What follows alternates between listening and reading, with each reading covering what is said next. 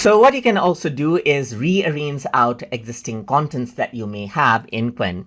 But for that, let me just go ahead and generate out a content. Let's say, for example, I'm going to go ahead and say, generate a 20-day course plan on graphics,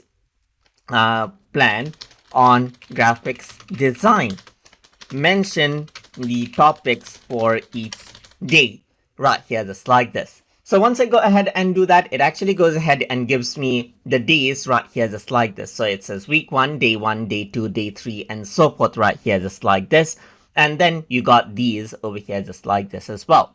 So now what I can simply do is, you can see that this is a 20-day plan right here. It's listing out all of the contents around over here.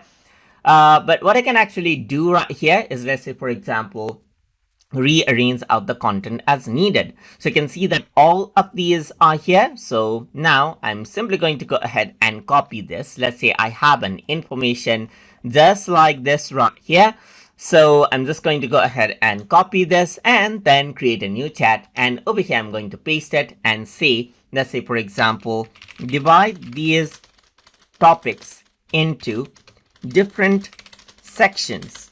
Make sure that there are 5 sections in total. So if I were to go ahead and then do that, then it'll actually take that particular information and then divides it into section, as you can see right here. So in section 1, there's foundation of graphic design. Day 1 is introduction. Then in section 2, there's tools and techniques, as you can see right here. And then section 3 is advanced concept and so forth right here. So now let's say I'm going to go ahead and say, let's say, for example, keep section 2 in the beginning right here. And I can say, just list down the topics for each day.